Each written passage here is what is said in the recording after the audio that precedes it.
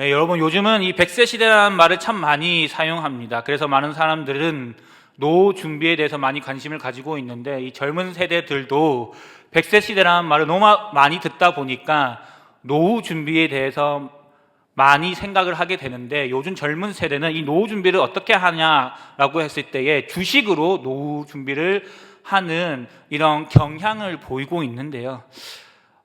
제가 얼마 전에 재미있는 글을 하나 봤습니다. 지금 AI 시대를 이끌고 있는 잭슨 황의 엔비디아 주식을 2010년에 1,000만 원어치 주식을 샀다면 지금 얼마가 되었을까, 이렇게 계산하는 글이었는데, 얼마인지 아십니까? 네, 1,000만 원 투자했는데 16년 만에 53억이 된다는 거예요. 네, 여러분들 반응을 보니까 통장에 50억 정도는 그냥 다 있는 거 아니냐, 약간 이런 반응이신 것 같은데, 저는 이 글 보면서 우리 부모님이 이 미래를 알고 여기다가 1,000만 원도 아니고 500만 원만 좀 투자했으면 노후 준비는 걱정 없으셨을 텐데, 이런 생각을 잠깐 해본 적이 있습니다. 사람들은요, 늘 미래를 알고 싶어 하죠. 왜냐하면 미래를 알 수 있다면 더 좋은 선택을 할 수 있다고 생각하기 때문입니다. 그래서 오늘 본문도 이렇게 읽기 쉽습니다. 풍년이 때 흉년을 준비하라. 미래를 위해 현재를 준비하라. 물론 그것도 지혜입니다. 하지만 그것이 오늘 본문이 우리에게 가장 먼저 말하려는 메시지는 아니라는 거예요. 오늘 본문은 미래를 준비하는 방법보다 미래를 다스리시는 하나님을 보여주는 말씀인 것이죠. 오늘 본문은요, 애굽 왕 바로가 두 번의 꿈을 꾸면서 시작됩니다. 살찐 암소 7마리와 파리한 암소 7마리, 무성한 이삭 7과 마른 이삭 7, 애굽의 모든 술사와 지혜자들이 해석하지 못했습니다. 그때 술 맡은 관원장이 감옥에 갇혀있던 요셉을 기억하죠. 요셉은 바로 앞으로 불려갔습니다. 노예였던 사람, 죄수였던 사람이 하룻밤 사이에 왕 앞에 서게 된 것이죠. 그리고 오늘 본문에서 그 꿈을 해석하고 있습니다. 요셉의 해석은 분명했습니다. 앞으로 이 애굽 땅에 7년의 풍년이 찾아오고 그 뒤에 7년의 흉년이 찾아온다는 것이었어요. 그래서 요셉은 풍년의 때에 흉년을 준비해야 한다고 바로에게 조언했습니다. 그런데 여러분, 여기서 우리가 주목해야 할 것은, 많은 사람들이 어떻게 이 디테일한 꿈의 내용을 요셉이 해석했을까라고 생각을 하기가 쉬운데, 중요한 것은 요셉이 이 꿈을 어디서 왔는지에 대해서 강조해서 말했다는 사실이 더 중요하다는 거예요. 요셉은요, 25절에서 뭐라고 얘기하냐면, 하나님이 바로에게 보이심이니라 라고 말합니다. 또 28절에서는 하나님이 그가 하실 일을 바로에게 보이신다라고 다시 한번 말합니다. 왜 같은 말을 두 번이나 반복했습니까? 요셉은 바로에게 미래를 알려주는 사람이 누구인지를 분명히 하고 싶었던 것이죠. 이 꿈은 자신의 지혜로 해석한 것이 아니라 하나님께서 주신 계시이며, 앞으로 일어날 일도 하나님께서 친히 이루실 일이라는 것을 강조하고 싶었던 거예요. 그리고 26절에서는요, 요셉은 이 두 가지 꿈이 결국 하나다라고 말하고 있는데, 이 두 번의 꿈이지만 메시지는 하나라는 뜻이죠. 이것은 하나님께서 이미 정하신 일이며 반드시 이루어질 일이라는 것을 강조하고 있다는 거예요. 여러분, 이것은 당시 애굽에서 매우 담대한 선언이었습니다. 수많은 신을 섬기던 바로 앞에서 지금 요셉은 애굽의 미래도 애굽의 역사도 하나님께서 다스리십니다라고 선포했기 때문이죠. 요셉은 자신의 지혜를 드러낸 것이 아니라 지금 역사의 주관자가 하나님이심을 담대하게 증거하고 있었던 거예요. 여러분, 수많은 우상을 섬기던 애굽에서 이러한 선언은 생명의 위협까지 감수해야 했던 굉장히 대단한 용기였습니다. 그럼에도 요셉은요, 조금도 주저하지 않았고, 왜냐하면 이 꿈은 자신의 생각이 아니라 하나님께서 보여주신 계시라는 확신이 있었기 때문이죠. 사랑하는 여러분, 오늘 본문을 통해 우리가 가장 먼저 붙들어야 할 것은 역사의 주관자는 하나님이라는 사실입니다. 하나님은 한 개인의 인생뿐 아니라 한 나라의 역사와 세계의 역사까지도 다스리시는 분이라는 거예요.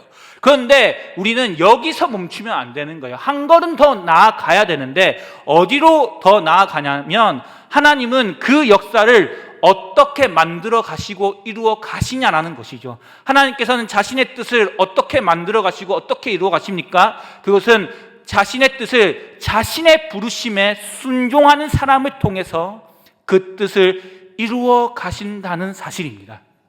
오늘 본문의 요셉이 바로 그런 사람이었습니다. 창세기 후반부에서 하나님께서 이루시고자 했던 계획과 하나님의 뜻이 무엇입니까? 아브라함에게 하신 이 언약을 끝까지 지키는 것이었습니다. 훗날 가나안에 큰 기근이 찾아올 때에도 하나님은 야곱의 가정을 지키시고 언약의 백성을 보존하시기로 이미 작정하셨습니다. 그렇다면 하나님은 그 일을 어떻게 이루셨습니까? 하나님께서는 그보다 먼저 요셉을 애굽으로 보내심으로 이 야곱의 가정을 지키기로 작정하셨죠. 물론 그 과정은요, 요셉이 애굽으로 가는 그 과정은 사람의 눈으로 보면 도저히 이해할 수 없는 길이었습니다. 형들에게 미움을 받아 노예로 팔리고 억울한 누명을 쓰고 감옥에 갇히게 되며 누가 보아도 실패한 인생처럼 보이는 그러한 인생이었죠. 하지만 만약 요셉이 애굽에 오지 않았다면 바로를 만날 수 없었고 바로의 꿈을 해석할 수도 없었으며 야곱의 가정도 기근 가운데 보호받을 수 없었다는 거예요. 뒤돌아보니 그 모든 과정은요, 우연이 아니라 하나님께서 아브라함에게 하신 언약을 이루시기 위해 미리 준비하신 하나님의 섭리였던 것이죠. 그런데 여기서 중요한 것은요, 요셉이 이 모든 섭리의 과정 속에서도 하나님을 떠나지 않았다는 것이 우리 입장에선 중요한 거예요. 왜냐하면 보디발의 집에서도 요셉은 감옥에서도 그는 상황에 휘둘리지 않고 하나님과 동행하며 신실하게 살아갔기 때문에 그 하나님의 섭리 가운데 있을 수 있었다는 것이죠. 하나님께서는 그렇게 신실하게 걸어온 요셉을 마침내 바로 앞에 세우셨습니다. 그리고 이 요셉을 통해 야곱의 가정을 기근 가운데서 보호하시고 아브라함에게 하신 그 언약을 신실하게 이루어 가셨다는 겁니다. 사랑하는 여러분, 하나님의 계획은 하나님께서 이루십니다. 그러나 하나님께서는 그 계획을 이루시는 과정에서 하나님을 신뢰하며 끝까지 순종하는 사람을 기꺼이 사용하시는 줄 믿습니다. 예를 들면 하나님께서 만약에 저희 어머니를 구원하시기로 작정했다고 한다면 그 어머니를 구원하시기 위해서 저를 통해서 구원하시기로 작정했는데 제가 이상한 짓 하면서 어머니를 구원 안 하려고 하는 거예요. 그러면 그것까지도 하나님께서 저를 어떻게 때리시든지 징벌하시면서까지 그 구원의 계획을 이루시는 분이라는 것이죠. 오늘도 하나님은요, 화려한 사람보다 자신의 자리에서 말씀을 따라 신실하게 살아가는 사람을 통해 하나님의 뜻을 이루어 가시는 분이라는 겁니다. 역사의 주관자가 하나님이신 줄 정말 믿으십니까? 과거에도 지금도 앞으로도 하나님께서 세계의 역사를 하나님의 뜻대로 이루어 가시는 줄 믿으십니까? 그렇다면 신자인 우리가 가장 관심을 가져야 할 것이 있습니다. 사랑하는 여러분, 우리가 정말 역사의 주관자가 하나님이시라고 한다면 우리가 가장 관심을 가져야 할 것이 무엇입니까? 세상 사람들은요, 주식이 어디가 오를지, 부동산이 뭐가 좋을지에 대해서 관심을 많이 가지죠. 물론 미래를 준비하는 것은 필요합니다. 그러나 그보다 더 중요한 것은요, 우리 신자가 더 생각해야 될 것은 그것은 오늘 하나님께서 나를 어떻게 살아가라고 부르시는지를 아는 것이 더 중요하다는 거예요. 오늘 하루 하나님께서 너가 이렇게 살았으면 좋겠다, 너가 이곳에 갔으면 좋겠다 불러주신 장소가 있는데 그곳이 어디인지에 대해서 관심 가지는 것이 신자가 가장 관심 가져야 할 그러한 하루의 삶이라는 겁니다. 그렇다면 우리는 이 하나님의 뜻, 하나님의 계획을 어떻게 알 수 있습니까? 우리는 참 복받았어요. 우리는 어떻게 그 하나님의 뜻을 알 수 있습니까? 무슨 환상으로 알 수 있습니까? 아니요. 바로 하나님의 말씀이죠. 이 성경 말씀을 통해서 하나님께서는요, 나를 향한 하나님의 뜻과 계획을 분명히 말씀하셨다는 거예요. 하나님께서는요, 이 말씀을 통해 오늘도 우리의 삶을 인도하시며 이 말씀 안에 저와 여러분을 향한 하나님의 뜻과 계획이 있는 줄 믿으시길 주님의 이름으로 축원합니다. 그래서 제가 오늘 꼭 강조하고 싶은 것이 있습니다. 말씀을 많이 아는 것보다요, 말씀이 내 삶의 기준이 되는 것이 더 중요하다는 거예요. 저는 성경을 아주 쉽게 설명하면 제 기준이에요. 두 가지를 알려주는 책이라고 저는 이렇게 정의하고 싶습니다. 첫 번째로는 하나님께서 우리를 어떻게 구원하시는지를 알려주는 책이라고 생각하고요. 두 번째는요, 구원받은 하나님의 백성이 어떻게 살아가야 하는지를 알려주는 책이라고 저는 이렇게 정의하고 싶습니다. 쉽게 두 가지로 정의한다면. 문제는 여러분, 성경을 모르는 것이 아니에요. 내 원수도 사랑하라 우리 다 알잖아요. 몰라서 안 하는 거 아니잖아요. 알지만 못하는 거죠. 오늘날 우리는요, 설교도 쉽게 듣고 유튜브를 통해서도 너무나도 많은 말씀을 접할 수 있습니다. 성경 공부도 얼마든지 할 수 있습니다. 하지만 말씀을 아는 것과 이 말씀대로 살아가는 것은 전혀 다른 문제라는 것이죠. 예를 하나 들어보겠습니다. 의대생이 아무리 의학책을 많이 읽고 시험에서 만점을 받는다 한들 실제 환자를 치료하지 않으면 의사가 될 수 없습니다. 신앙도 마찬가지입니다. 우리는 설교를 듣고 성경을 읽고 성경 공부를 합니다. 그런데 문제는 그 들은 말씀이 순종으로 내 삶이 이어지지 않는다고 한다면 참된 그리스도의 제자라고 말할 수 없다는 거예요. 하나님의 말씀을 삶의 기준으로 삼지 못하고 내 생각과 내 판단을 따라 살아갈 때가 우리의 육적인 죄성이 너무나도 강하게 작용한다는 것이죠. 여러분, 요셉의 위대함이 뭔지 아십니까?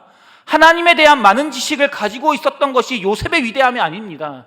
요셉의 위대함은요, 그가 알고 있는 하나님의 말씀을 삶으로 살아냈다는 것이 요셉의 위대함이었다는 겁니다. 보디발의 집에서도 감옥에서도 바로 앞에서도 그는 상황이 아니라 하나님과 동행하는 삶을 살았다는 것이죠. 하나님께서는 그 신실한 삶을 사용하셔서 요셉을 통해서 하나님의 뜻을 이루어 가셨습니다.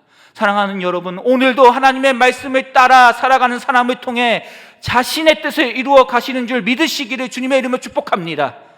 야고보서 1장 22절에 이렇게 말씀하고 있습니다. 너희는 말씀을 행하는 자가 되고 듣기만 하여 자신을 속이는 자가 되지 말라고 분명히 말씀합니다. 이것이 무엇을 의미합니까? 구원받은 신자라고 한다면, 성도라고 한다면 하나님께서 이 말씀을 통해서 분명히 무엇을 해야 할지 행할 일을 알게 하신다라는 것이죠. 시편 119편 105절에도 말씀을 이렇게 표현하고 있죠. 주의 말씀은 내 발의 등이요 내 길의 빛이니이다. 여러분, 왜 말씀을 시편 기자는 등이라고 표현했을까요? 당시 이 유목민들이 밤길을 걸었을 때 들었던 이 등불은요, 멀리까지 비추지를 못했습니다. 하지만 지금 내딛어야 할 한 걸음은 분명하게 비추어주는 역할을 했던 것이 바로 등불의 역할이었습니다. 사랑하는 여러분, 하나님은요, 전지전능하신 분이지만 안타깝게도 아쉽게도 우리 인생 전체를 한 번에 보여주시는 분은 아닌 것 같아요. 그 말에 동의가 되지 않으십니까? 뭔가 딱 한 10년, 20년 계획들 다 보여주셨으면 좋겠는데 그렇게 보여주시지는 않습니다. 다만 오늘도 말씀으로 우리의 한 걸음을 비추시며 하나님께서 원하시는 길로 인도하시는 분이라는 겁니다. 요셉의 삶이 바로 그 모습이었습니다. 요셉은 미래를 알고 순종한 사람이 아니었습니다. 하나님께서 그날 비추어 주시는 말씀을 따라 오늘 순종해야 할 한 걸음을 걸어갔던 사람입니다. 그리고 하나님께서는 그 한 걸음의 순종을 사용하여 하나님의 뜻과 섭리를 이루어 가셨던 것이죠. 하나님께서는 그 한 걸음의 순종을 헛되게 하지 않으셨습니다. 여러분, 하나님께서 비추어 주시는 한 걸음을 따라 살아갈 때 어떤 일이 일어났습니까? 요셉의 삶이 그 답을 보여주지 않습니까? 그는 노예일 때도, 감옥에 있을 때도, 바로 앞에 섰을 때도 언제나 하나님께서 보여주신 길을 따라 살아갔던 사람입니다. 하나님께서는 그런 요셉을 사용하셔서 야곱의 가정을 지키시고 아브라함에게 하셨던 언약을 이루어 가셨던 것이죠. 하나님은 자신의 뜻을 이루실 때에 한 사람의 신실한 순종을 귀하게 사용하시는 분이라는 사실을 믿으시기를 주님의 이름으로 축복합니다. 사랑하는 여러분, 하나님은 오늘도 한 사람의 신실한 순종을 헛되게 사용하지 않으십니다. 혹시 지금 혼자 믿음의 여정을 걸어가고 계신 분 계십니까? 가족 가운데 나 혼자 예수님을 믿고 있어 외롭고 버겁게 느끼고 계시는 분 계십니까? 낙심하지 마십시오. 오늘도 하나님의 말씀을 등불 삼아 하나님께서 비추어 주시는 한 걸음을 순종하며 걸어가십시오. 하나님께서는 우리의 작은 순종도 사용하셔서 우리 가정 가운데 복음이 흘러가게 하시고 하나님의 뜻을 이루어 가실 줄로 믿습니다. 저희 부부가요, 용인에서 사역했을 때에 아내가 만삭 때까지 금요 철야 싱어를 이렇게 섬겼었는데요. 전에 섬기던 교회는요, 금요 철야 때 사방에서 주여 주여 아버지 아버지 이런 소리가 막 나오던 교회였거든요. 그다음 만삭 때까지 그 소리를 들으면서 해분이가 이렇게 컸던 것 같아요. 제가 아침 때마다 가장 무조건 클리어해야 하는 미션이 있습니다. 그것은 뭐냐면 아들의 체력을 최대한 빼놓고 나서 출근을 해야 하는 겁니다. 왜냐면 제가 체력을 빼놔야 낮잠을 길게 자기 때문이죠. 근데 제가 요즘에 새로운 방법을 터득했는데 어떤 방법이냐면 이렇게 아들 안고 주여 주여 아버지요 아버지요 이러면요, 애가 깍깍깍 이러면서 팔과 다리를 막 꼬으면서 좋아하는 거예요. 그래서 제가 요즘에 10분 이상은 주여 주여 아버지요 아버지요 이렇게 하면서 막 이렇게 힘을 최대한 많이 빼놓고 출근을 하고 있는데요. 이 모습 보면서 야, 애가 만삭 때까지 금철에서 주여 주여 아버지 아버지 이 소리 듣고 자라서 이 소리에 반응하나 웃으면서 저희가 이렇게 볼 때가 있는데요. 물론 이런 것들 때문에 무조건 신앙이 이어지는 것은 아니겠지만, 그러나 부모가 하나님을 사랑하고 말씀에 순종하며 살아가는 모습을 보여주면 자녀의 삶에 그리스도의 그 복음의 흔적이 남게 된다고 저는 믿습니다. 사랑하는 여러분, 하나님께서 요셉의 순종을 사용하셔서 야곱의 가정을 지키셨던 것처럼 오늘도 우리의 신실한 믿음의 걸음을 사용하셔서 우리의 가정에도 복음이 흘러가게 하시고 하나님의 구원의 역사를 이루어 가실 줄로 믿습니다. 마지막으로 하나님께서는요, 이 요셉의 신실한 순종을 사용하셔서 이 하나님을 믿지 않았던 애굽에도 복을 베푸셨다는 거예요. 결국 하나님께서 요셉을 통해 7년의 풍년을 준비하게 하셨고 애굽은 7년의 흉년을 견디며 수많은 생명을 살릴 수 있었죠. 사랑하는 여러분, 지금 우리가 말씀을 붙들고 한 걸음씩 걸어가는 길이 세상 사람들의 눈에는요, 아무 의미 없이 보일 수 있습니다. 사람들은 조롱하죠. 인터넷을 보십시오. 유튜브를 보세요. 기독교 욕하는 사람들 얼마나 많이 있습니까? 하지만 요셉의 삶을 보십시오. 그의 길이 노예의 길이었습니다. 감옥의 길이었습니다. 지금 세상 기준으로는요, 댓글로 와, 저 사람 뭐냐, 저렇게 왜 이렇게 어리석게 살아가냐, 조롱당해야 마땅한 사람이었습니다. 그러나 하나님은요, 달랐습니다. 요셉은 어떤 상황에서도 하나님과 동행하며 말씀에 따라 순종했고, 하나님께서는 그 순종을 사용하셔서 야곱의 가정도 살리시고 하나님을 믿지 않았던 그 애굽에도 복을 베푸셨다는 거예요. 사랑하는 여러분, 오늘도 하나님은요, 말씀에 따라 묵묵히 걸어가는 사람을 통해 자신의 뜻을 이루어 가시며 우리가 복의 통로로 살아갈 수 있도록 은혜 베푸시는 분인 줄 믿으시기를 주님의 이름으로 축복합니다. 그래서 사도 바울은요, 고린도전서 15장 58절에 이렇게 말씀합니다. 우리 한번 다 같이 읽어보겠습니다. 시작. 그러므로 내 사랑하는 형제들아, 견실하며 흔들리지 말고 항상 주의 일에 더욱 힘쓰는 자들이 되라. 이는 너희 수고가 주 안에서 헛되지 않은 줄 알미라. 할렐루야? 할렐루야? 사랑하는 여러분, 세상은 우리의 믿음과 순종을 어리석다고 말할지 모릅니다. 그러나 역사의 주관자 되시는 하나님께서는 오늘도 말씀을 붙들고 흔들리지 않는 사람을 통해 하나님의 뜻과 그분의 섭리를 이루어 가실 줄로 믿습니다. 그러므로 여러분, 미래를 붙잡으려 애쓰기보다 오늘 하나님께서 비추어 주시는 한 걸음에 충성하십시오. 그 한 걸음의 순종을 하나님께서 사용하셔서 우리의 삶과 가정, 그리고 우리가 있는 자리에서 하나님의 뜻을 이루어 가실 줄로 믿습니다. 우리는 내일을 알지 못합니다. 그래서 미래를 준비하려고 애쓰죠. 하지만 오늘 본문은요, 미래를 준비하는 방법보다 미래를 다스리시는 하나님을 바라보라고 말씀하고 있습니다.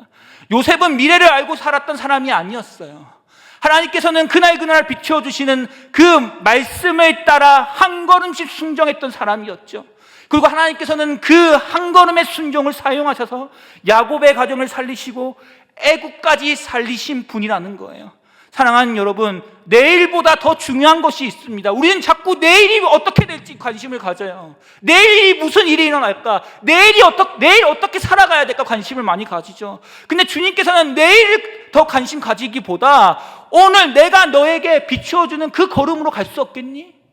너가 좀 그쪽으로 갔으면 좋겠는데, 너가 그쪽으로 한 걸음 갔으면 좋겠다라고 지금 말씀하고 있다는 거예요. 그리고 그 걸음에 순종할 때에 하나님께서는요, 우리 가정을 통해서, 우리 교회를 통해서 내가 맡기신 자리에서 놀라우신 하나님의 뜻과 계획을 이루어 가신다는 사실입니다.